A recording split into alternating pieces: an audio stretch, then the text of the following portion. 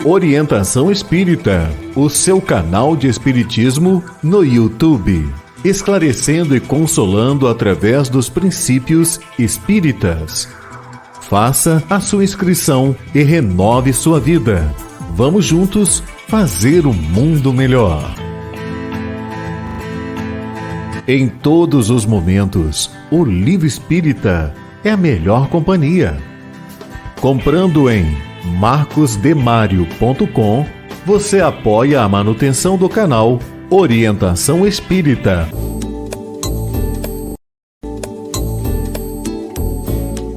No canal Orientação Espírita, você encontra variada programação, pensada e feita para você.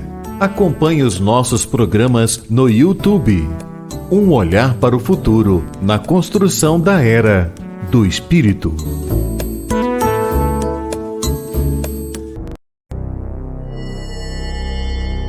Tem início mais uma edição de Ante os Novos Tempos. Um olhar voltado para a humanidade, através das revelações dos Espíritos, na mensagem consoladora e esclarecedora do Espiritismo. Fique agora na companhia de Marcos Demário.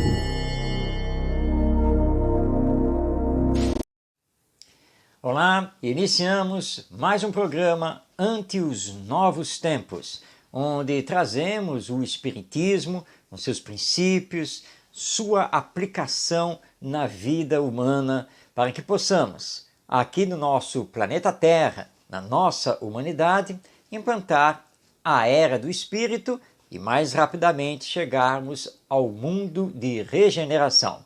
E você está convidado para ficar comigo até o final do programa, que tem muitos assuntos muito importantes, todos eles na visão da doutrina espírita. Vamos então dar início a mais uma edição de Ante os Novos Tempos. Perguntando e aprendendo.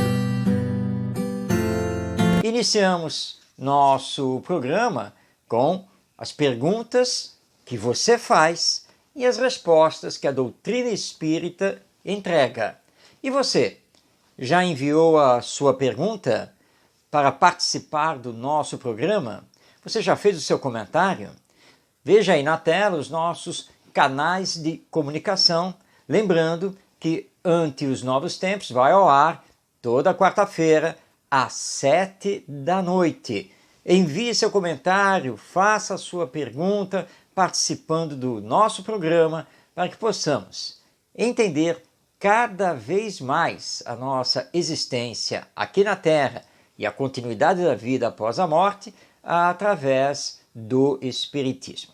E hoje nós iniciamos trazendo a pergunta da Estela, que é da cidade do Rio de Janeiro, aliás, de onde transmitimos, onde gravamos o nosso programa.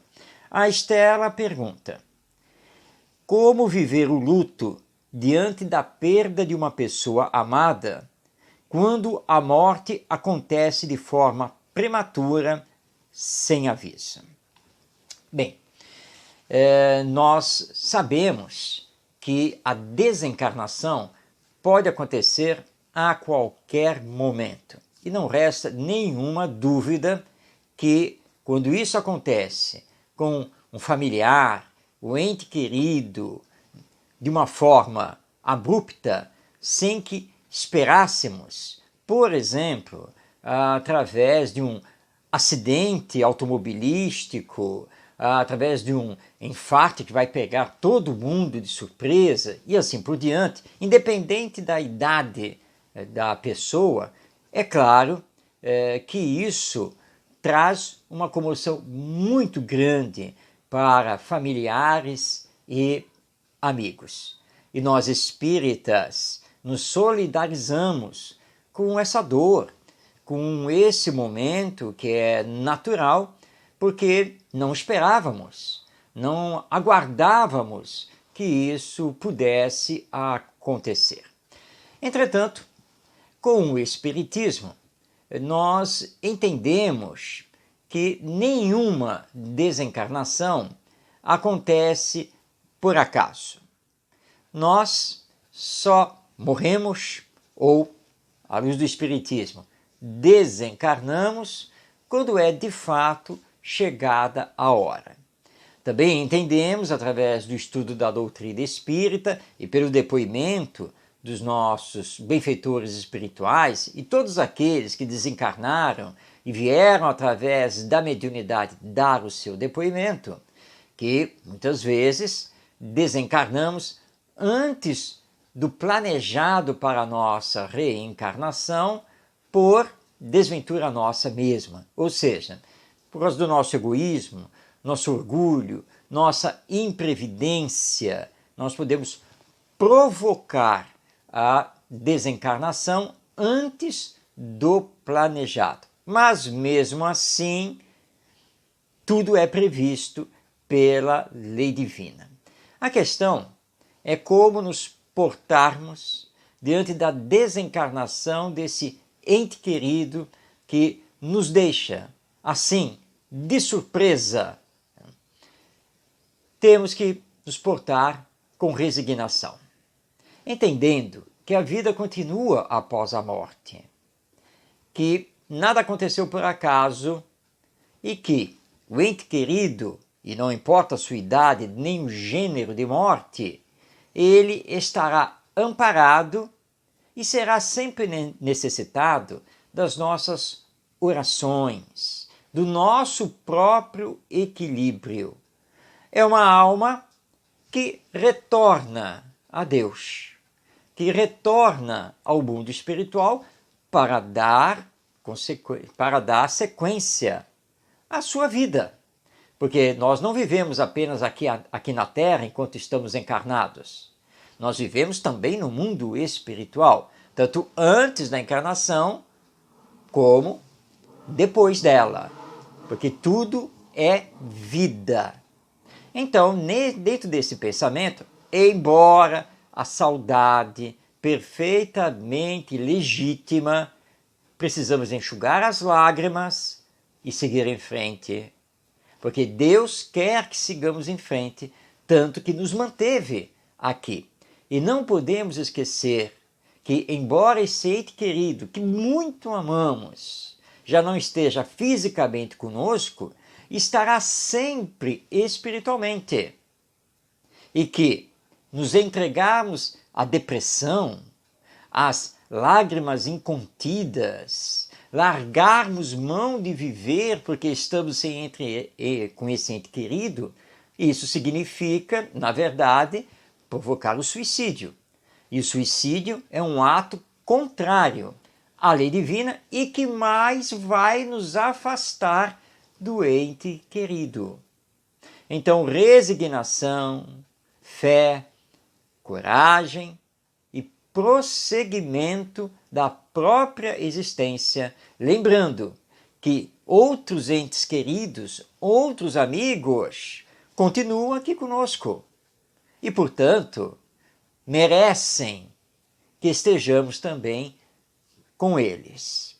O Espiritismo, portanto, além de nos consolar, nos esclarece com a vida que continua após a morte. Então é isso que temos que fazer. Vamos viver o luto, mas sem nos entregarmos a uma saudade exagerada, sem nos deixarmos levar pela depressão e sem cultuarmos o ente querido de uma forma desequilibrada, porque isso atinge o espírito. Então, lembremos dele sim com saudade, dos momentos de alegria, de felicidade, os bons momentos, e oremos por ele, para que possamos um dia, quando chegar a nossa hora da morte, nos reencontrarmos no mundo espiritual. É isso que o Espiritismo coloca para nós diante então da desencarnação inesperada de um ente querido. Muito bem, continuando, nós recebemos uma pergunta que vem lá de São Paulo, capital. Ela foi formulada pelo César. Ele indaga: por que renascemos neste mundo físico se nossa verdadeira realidade é espiritual. Em outras palavras, qual é a finalidade da reencarnação? Gostei da sua pergunta, César. E ela tem, assim, um ar de lógica. Se somos espíritos imortais, se a vida espiritual é a verdadeira vida que pré-existe e sobrevive a esta vida material física, qual é a necessidade de reencarnarmos?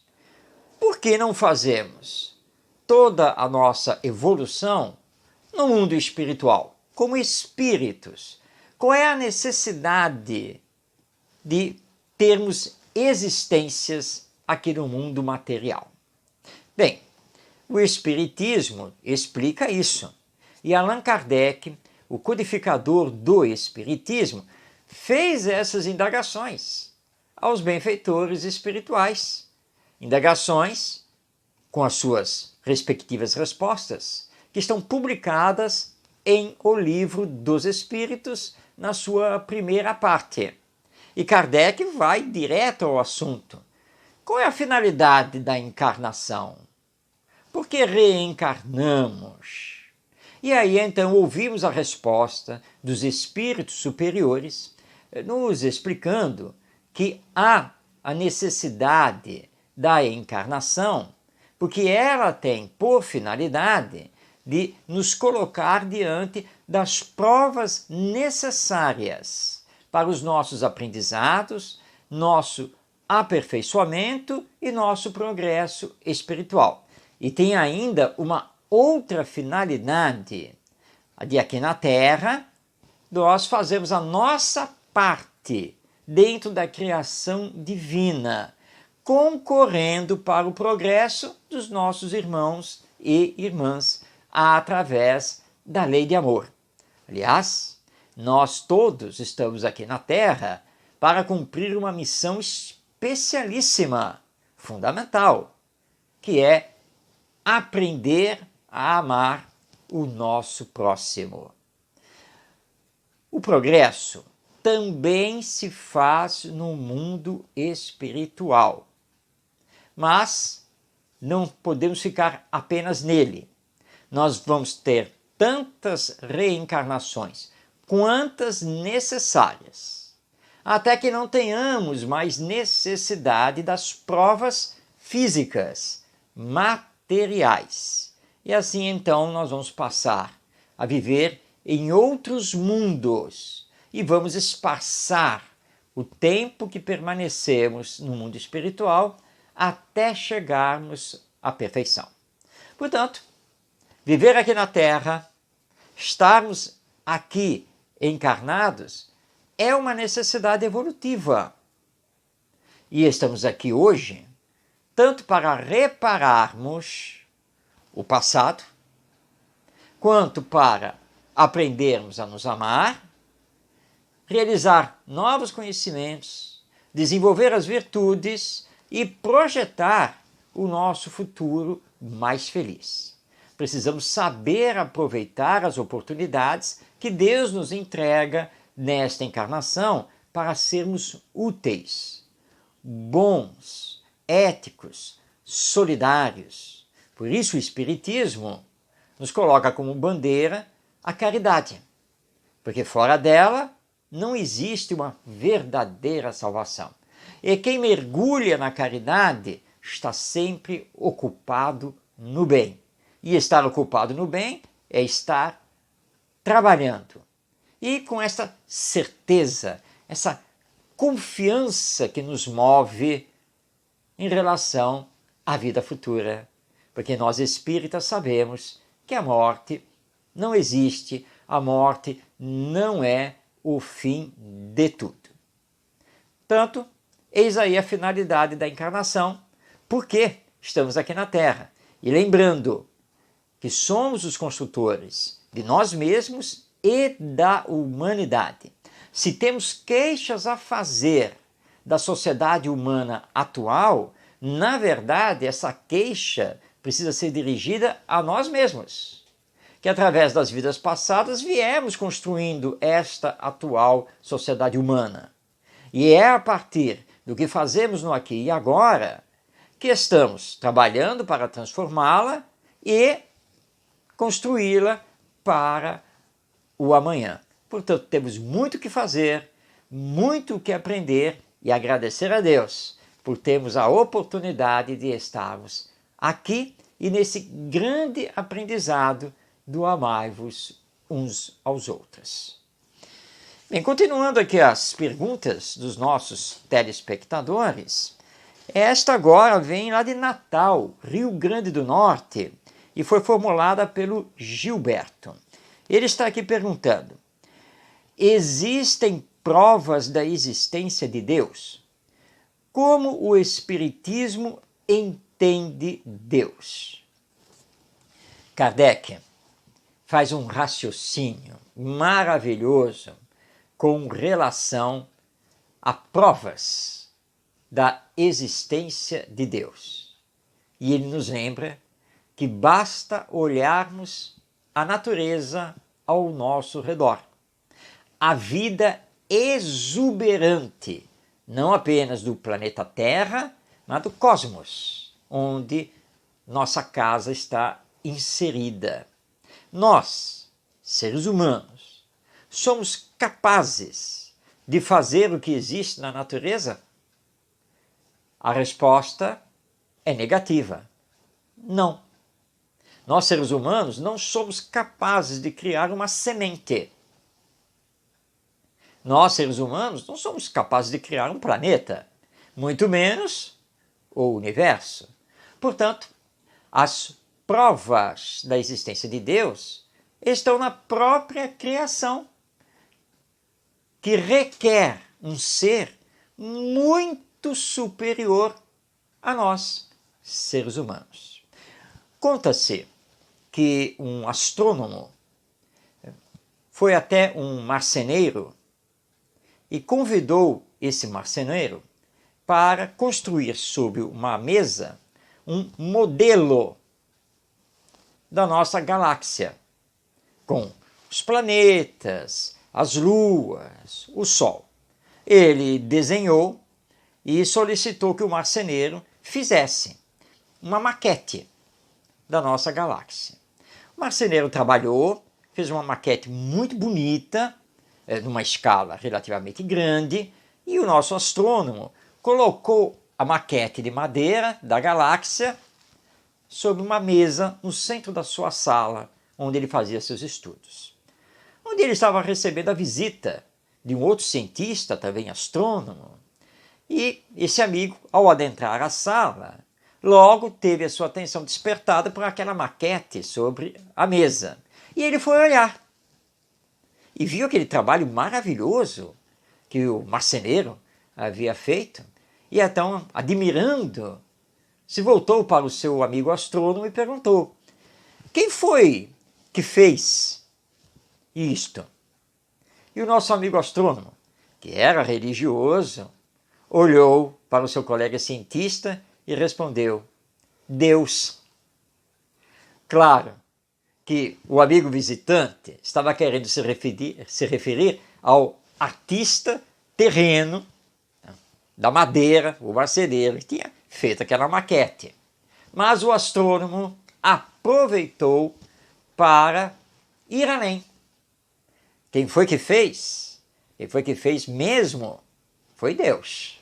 Porque essa maquete da nossa galáxia só existe porque Deus criou a galáxia. Porque senão ninguém poderia ter feito essa maravilha que você está admirando.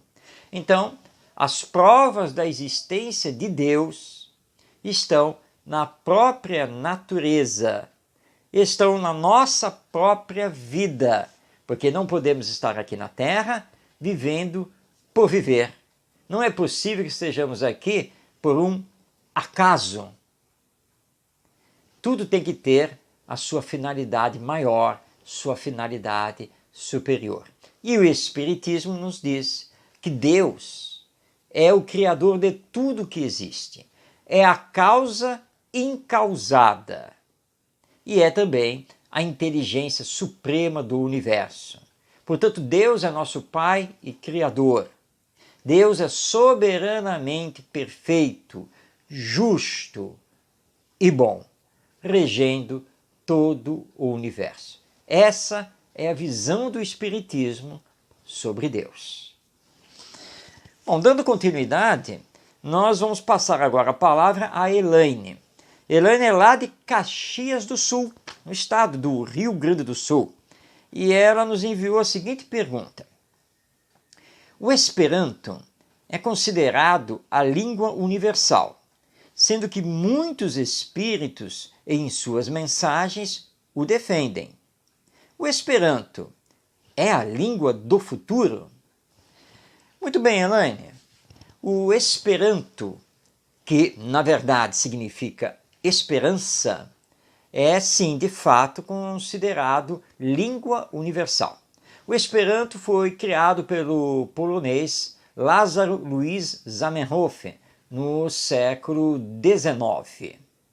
E ele tinha essa visão de uma língua que pudesse ser falada por todas as pessoas, por todos os povos, e que não fosse a língua de uma nação, preponderando sobre as outras, como é o caso, por exemplo, na nossa atualidade, do inglês, a língua inglesa. Na verdade, a língua inglesa ela se desenvolveu na Inglaterra, espalhando-se depois para os Estados Unidos e o Reino Unido, que são os países da comunidade britânica, países, portanto, de língua inglesa.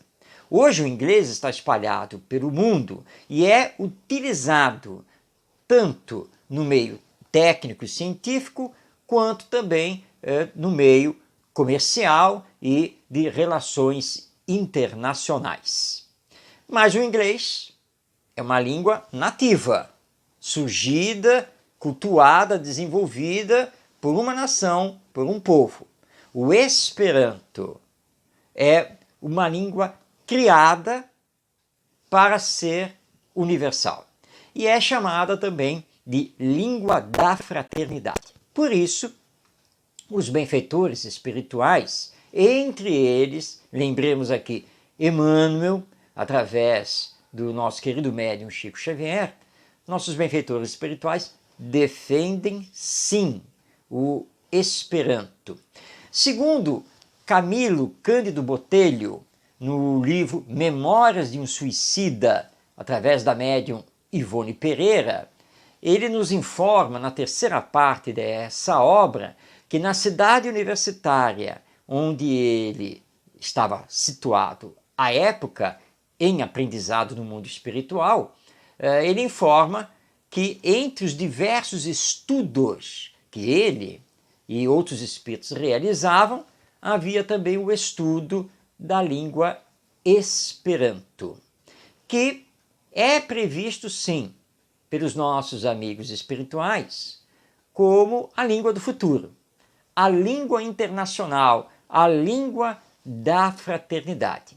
Nós espíritas somos muito ligados ao Esperanto justamente porque a raiz da sua criação é a fraternidade. Esse é o objetivo do Esperanto. Por isso, muitos centros espíritas promovem cursos de Esperanto, apoiam encontros esperantistas, porque, embora o movimento esperantista nada tenha a ver com religião, mas eles acabam se ligando muito também ao próprio movimento espírita, porque muitos espíritas são esperantistas. Fica aqui um convite para todos nós, e para mim também, para abrirmos um espaço na nossa agenda existencial para conhecermos o Esperanto, para estudar o Esperanto. Aliás, há um companheiro que certa vez nos contou uma história, porque ele trabalhava numa multinacional aqui no Brasil e ele teve que fazer um curso, e junto a esse curso, um estágio na França. E que se ele não fizesse, se ele não aceitasse, ele teria problemas para se manter na multinacional. E aí então veio o drama. Como ir para a França sem saber francês nem inglês? Como se virar lá? Mas ele teve que ir. Esse nosso amigo era esperantista. Então, ele tinha amigos esperantistas na França. Ele, na época, trocou correspondência, cartas, com os esperantistas franceses que ele conhecia. E esses esperantistas lá na França se movimentaram para que ele pudesse ser recepcionado e auxiliado. E ele não foi sozinho, porque ele foi também com a esposa. Então, chegando na França, os esperantistas franceses já estavam no aeroporto para pegá-lo. Fizeram tudo para ele. Ele não ia ficar em Paris, ele ia ficar no interior da França, perto lá da sede da multinacional, onde ele ia fazer o curso e o estágio. Os esperantistas franceses providenciaram para ele, inclusive, um curso de francês. A multinacional também tinha providenciado, mas os esperantistas o auxiliaram para que ele pudesse já se hospedar, ter uma casa própria e ter um aprendizado rápido do francês, e deram suporte a ele durante os meses que ele passou ali na França. E ele então dizia que dava graças a Deus, ao Esperanto, a essa língua que havia aberto as portas para ele lá na França, e assim ele não teve maiores problemas ao fazer essa viagem. Eis aí então o Esperanto, a língua da fraternidade, criada por Zamenhof para ser a língua universal e que, sem dúvida, deverá ser o futuro das línguas aqui na nossa humanidade. Bem, encerrando as nossas perguntas e respostas, nós estamos recebendo aqui, lá de Uberlândia, Minas Gerais, a participação da Márcia. E ela está aqui perguntando: o umbral, tão falado pelos espíritas, não é a mesma coisa que o inferno, defendido pelos católicos? Só na aparência.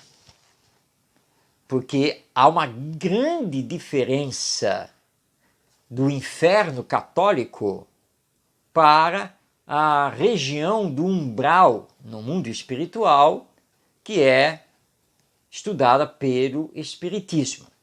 Lembrando aqui que o inferno católico, na verdade, ele é uma cópia modificada do inferno pagão, ou seja, das doutrinas religiosas que existiam antes do cristianismo, que são classificadas como doutrinas pagãs, como era o caso, por exemplo, da religião romana, da religião grega, a babilônica, a da Pérsia e assim por diante, que eram todas doutrinas religiosas mitológicas, ligadas a vários deuses, inclusive alguns ramos judaicos também. Pois bem, eles sempre falaram da existência de um inferno, o Hades. Sempre falaram disso, para onde iriam as almas das pessoas más. Quando surge o cristianismo, em especial, quando é criada a Igreja Católica no ano 325, aí esse inferno pagão, ele foi trazido para o catolicismo. Então a Igreja Católica, ela abraçou a existência do céu e do inferno. O inferno seria uma região física, nas entranhas do nosso planeta Terra, para onde Deus destinaria as almas más para sofrerem ali eternamente o fogo, que na verdade não queima, porque ninguém morre no inferno. Mas quem vai para o inferno, no inferno fica eternamente e dali não pode sair. Esse conceito, essa visão de inferno, a própria Igreja Católica atualmente tem modificado. Nós já tivemos o atual Papa, o Papa Francisco, declarando que, na verdade, céu e inferno seriam estados de consciência. E aí, então, nós temos uma ligação com a visão espírita do mundo espiritual, no chamado umbral.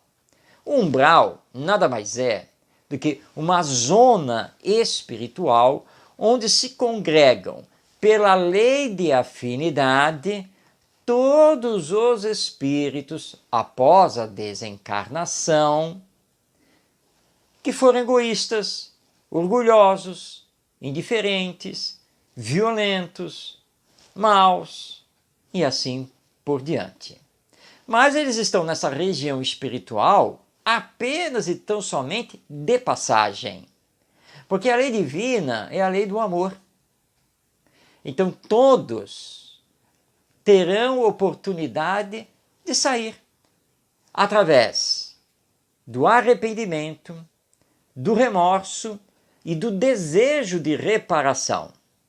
Então eles vão receber o auxílio dos benfeitores espirituais e vão ser encaminhados pela misericórdia divina a uma nova oportunidade reencarnatória.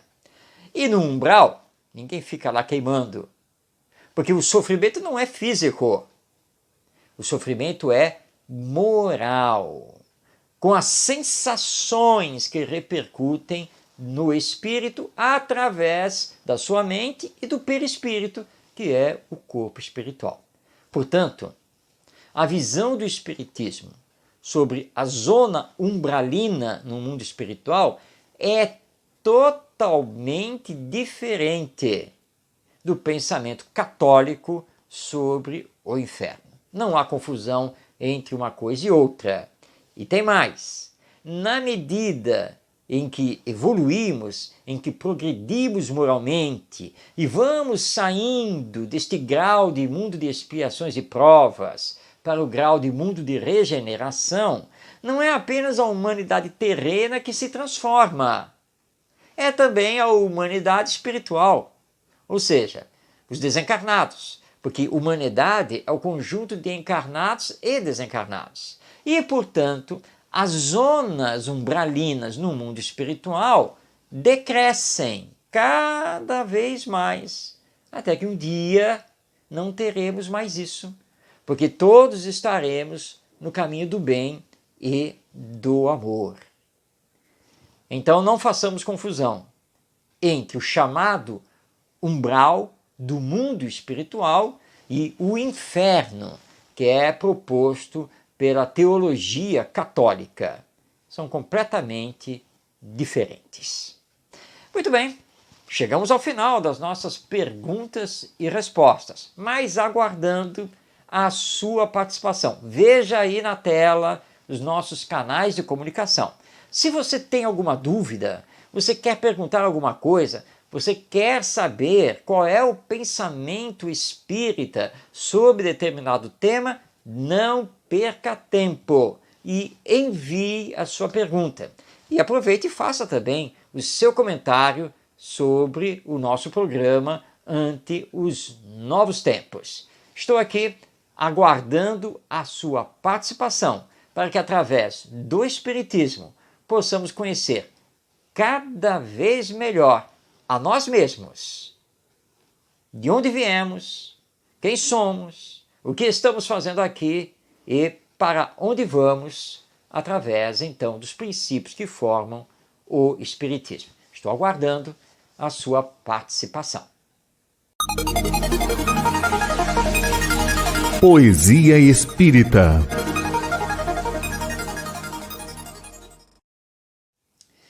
Hoje, na Poesia Espírita, nós temos a participação do poeta B. Lopes. B. Lopes? Você já ouviu falar? Eu não tinha ouvido falar dele, mas ele comparece do mais além através da mediunidade do nosso querido Chico Xavier. B. Lopes foi um poeta parnasiano e simbolista que viveu entre o final do século XIX e o início do século XX. Mas o seu nome verdadeiro é Bernardino da Costa Lopes. Ele nasceu na cidade de Rio Bonito, no estado do Rio de Janeiro, em 1859 e veio desencarnar na cidade do Rio de Janeiro no ano de 1916. E, além de poeta e escritor, B. Lopes foi também funcionário dos Correios.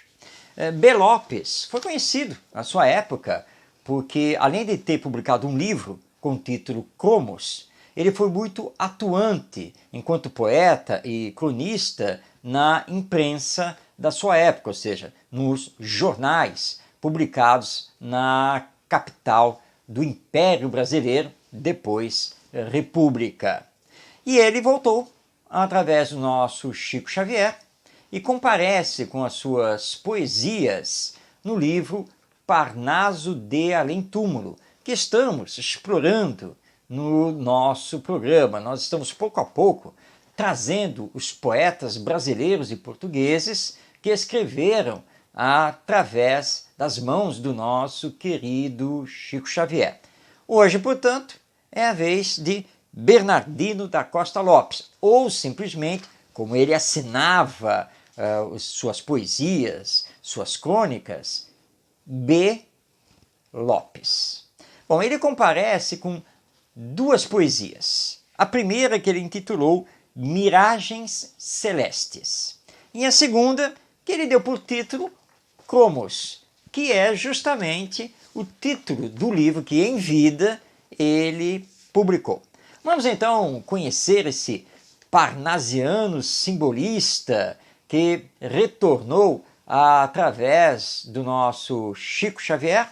Vamos então passar a palavra a ele no poema Miragens Celestes.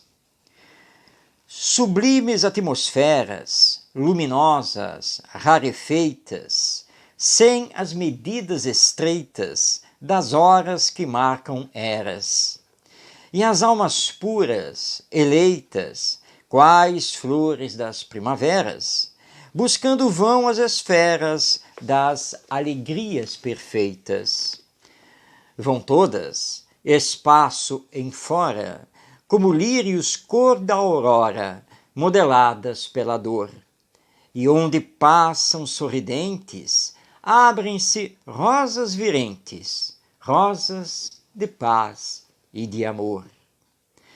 Uma campina de flores, em pleno espaço infinito, onde desperta um precito de um pesadelo de dores, envergara o sambenito dos pedintes sofredores, vivera entre os amargores de um sofrimento bendito. E nessa etérea campina recebe a esmola divina, nesse batismo de luz, recebendo, entre outros gozos, dos lábios de anjos formosos, o ósculo de Jesus. Então esta é a primeira poesia que, na verdade, é composta por dois sonetos, que ele deu por título Miragens Celestes. B. Lopes vai trazer mais dois sonetos, mas que ele coloca num único poema que ele intitulou Cromos. Então você tem o primeiro soneto e logo na sequência o segundo soneto compondo o poema. Vamos então conhecê-lo, lembrando que ele está publicado no livro Parnaso de Além Túmulo. Na alcova desguarnecida, sobre uma enxerga, a doente soluça como quem sente o fim nevoento da vida. Beija-lhe a filha inocente, minúscula, embevecida, mirando-a enternecida, dizendo-lhe docemente: não chores mais, mamãezinha, vou dar minha bonequinha a santa lá do altar. E com esta minha promessa, ela há de vir bem depressa para a senhora sarar. O mendigo desprezado olha as estrelas e chora, pois sente que se enamora do firmamento estrelado. Ao seu Jesus bem-amado, cheio de lágrimas, ora e pede, suplica, implora perdão para o seu pecado. Vêm-se raios formosos, dimanando luminosos do clarão da sua fé.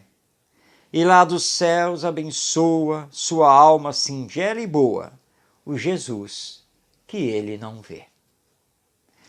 Eis então as duas poesias de B. Lopes, que foi aqui na Terra um poeta parnasiano e simbolista, e que retornou através da mediunidade de Francisco Cândido Xavier, e temos então estas suas poesias publicadas no livro Parnaso de Além Túmulo, que é uma publicação da Federação Espírita Brasileira.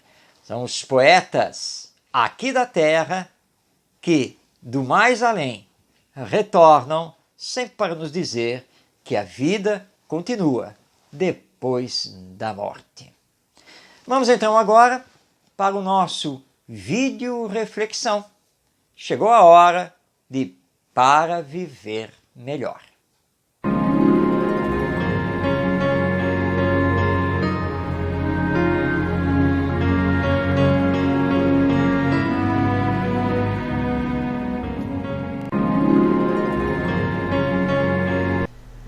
Quem, de vez em quando, não enfrenta alguma situação mais difícil na vida? Somos todos filhos de Deus, e não estamos aqui na Terra apenas para sofrer, para reparar possíveis erros cometidos no passado, e sim para dar continuidade ao nosso progresso, tanto intelectual quanto sentimental. Deus, como bom Pai, quer que aprendamos a nos amar, para que não necessitemos da dor para dar mais um passo à frente. Se você está passando por alguma dificuldade, lembre-se que de todas as coisas podemos tirar grandes lições se tivermos resignação, mantermos a paciência e continuarmos trabalhando, fazendo o que for possível para superar com equilíbrio esse momento doloroso. Nunca perca a esperança.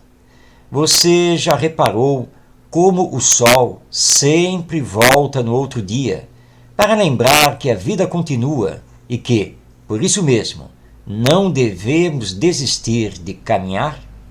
Se você gostou desta mensagem, compartilhe.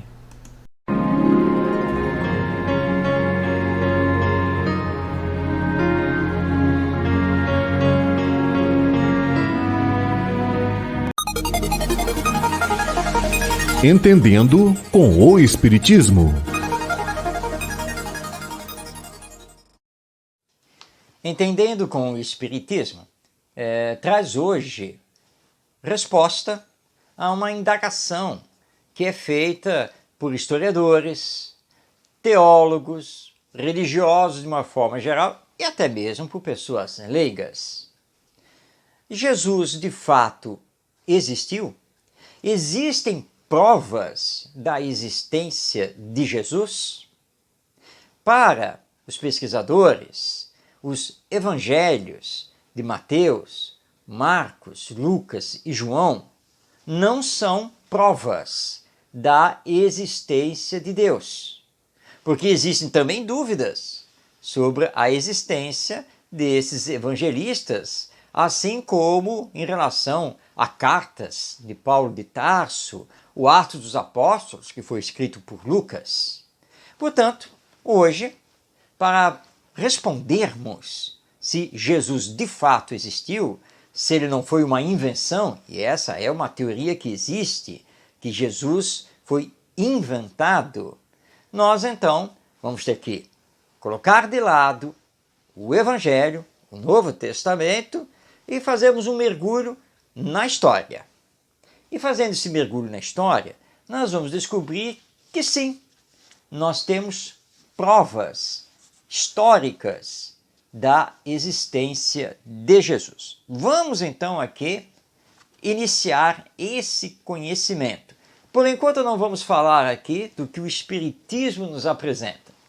Vamos ver as provas históricas, materiais da existência de Jesus. Muito bem, vamos nos reportar então ao primeiro século do cristianismo, onde encontramos Flávio Joséfo. Flávio Joséfo é um historiador judeu. Ele viveu do ano 37 ao ano 100.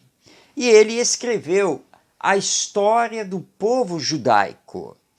Essa história é conhecida como Antiguidades Judaicas.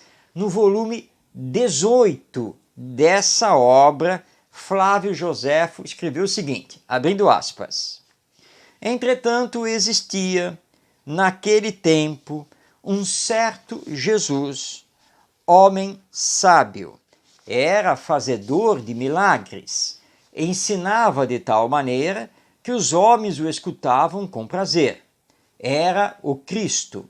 E quando Pilatos o condenou a ser crucificado, esses que o amavam não o abandonaram, e ele lhes apareceu no terceiro dia. Fechando aspas. Então, essas são as palavras do historiador judeu Flávio Joséfo, que não conheceu Jesus. Ele, na verdade, nasceu depois que Jesus já havia sido crucificado, e Flávio Joséfo nunca foi cristão. Mergulhado na história do povo judeu, ele consignou, sim, a existência de Jesus, a existência de Pilatos, o governador romano, os seguidores de Jesus. Então é a palavra isenta de um historiador judeu. Mas também no primeiro século do cristianismo, pegando também o início do segundo século, nós tivemos um outro historiador que é Tácito. Tácito viveu do ano 56 ao ano 120. Tácito era um romano, pagão, nunca se transformou em cristão. E ele escreveu uma história da antiguidade. Nessa história da antiguidade, no volume 15, Tácito diz o seguinte, abrindo aspas: Nero infligiu as torturas mais refinadas a esses homens que, sob o nome comum de cristãos, eram já marcados pela merecida das infâmias. O nome deles se originava de Cristo, que sob o reinado de Tibério havia sofrido a pena de morte por um decreto do procurador Pôncio Pilatos. Fechando aspas. Então essas são as palavras do historiador romano Tácito. E ele aqui está mais do que correto, porque Jesus viveu durante o reinado de Tibério. Tibério governou o Império Romano até o ano 14, já pegando Jesus. Ele cita aqui Pôncio Pilatos, governador romano da Palestina. Fala dos cristãos, que eram seguidores desse Cristo, né? Porque Jesus era considerado o Cristo, o Messias. Então temos aqui o testemunho de um historiador romano pagão. Pois bem, nós temos ainda, também no primeiro século, Plínio. Plínio foi um procônsul romano e ele escreveu uma carta ao imperador Trajano. E nessa carta ele diz o seguinte, abrindo aspas: maldizer Cristo, um verdadeiro cristão não o fará jamais. Cantam os cristãos hino a Cristo como a um Deus. Fechando aspas. Lembrando aqui que Plínio era procônsul romano em Jerusalém. E lá ele se deparou com a existência dos cristãos e o culto a Jesus e na carta ele dá testemunho disso ao então imperador Trajano. Muito bem, temos outro testemunho que pega entre o final do primeiro século e o início do segundo século, que é o historiador romano, então temos aí mais um romano, portanto pagão, Suetônio. Ele escreveu uma obra sobre os 12 Césares, ou seja, uma obra sobre os imperadores romanos. E no capítulo 25 dessa obra, evocando o imperador Tibério, diz então Suetônio, abrindo aspas, expulsou de Roma os judeus, que, instigados por um tal Crestus ou Cristo, provocavam frequentes tumultos. Portanto, temos aqui Suetônio também mostrando a existência dos cristãos e que eram seguidores do Cristo e que os romanos consideravam os cristãos como arruaceiros, como problemáticos, e de fato foram expulsos de Roma pelo imperador Tibério. Muito bem, temos também uma outra prova, e essa prova é um ossuário que foi encontrado na cidade de Jerusalém, e o ossuário foi datado aproximadamente do ano 63. Nele está escrito: Tiago, filho de José, irmão de Jesus. Bem, os estudiosos já concluíram que este Tiago desse ossuário, que é uma urna onde se depositavam os ossos, esse Tiago era de fato um dos irmãos de Jesus. Então, essa urna funerária tem a inscrição de que aquela urna pertencia a Tiago e Tiago era irmão de Jesus. Então temos uma prova da existência de Jesus.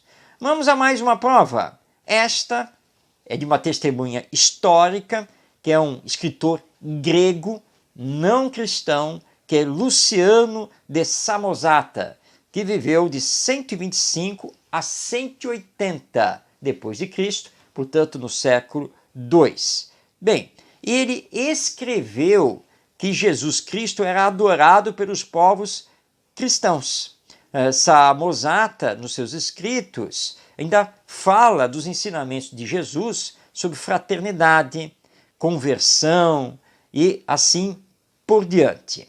E nós vamos ter também um outro escritor, que é Marabar Serapião, que era sírio, não cristão, e ele dá uma referência não judaica sobre Jesus numa carta que ele escreveu no ano 73, mais ou menos 40 anos depois da crucificação. Essa carta ele dirige ao seu filho e nela Marabar Serapião ele usa diversos exemplos de Sócrates, Pitágoras e de Jesus, que havia sido um rei sábio dos judeus, para orientar o seu filho.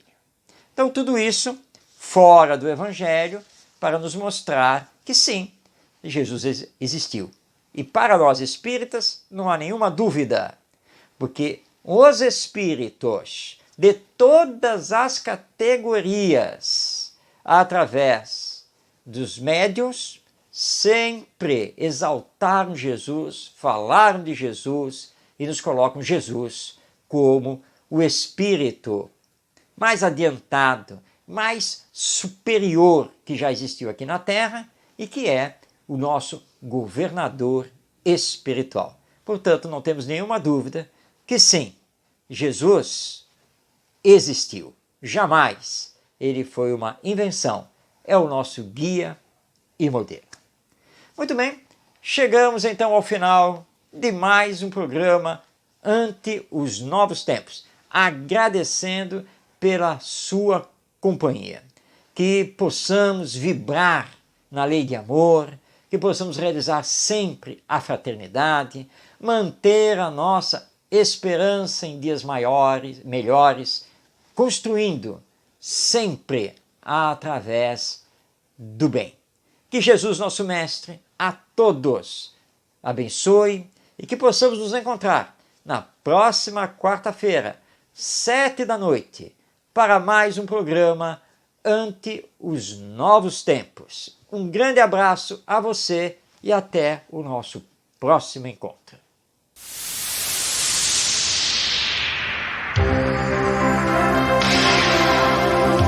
Um olhar voltado para o futuro da humanidade. As revelações dos Espíritos. A mensagem consoladora e esclarecedora do Espiritismo. Este é o programa Ante os Novos Tempos. Produção e apresentação, Marcos de Mário.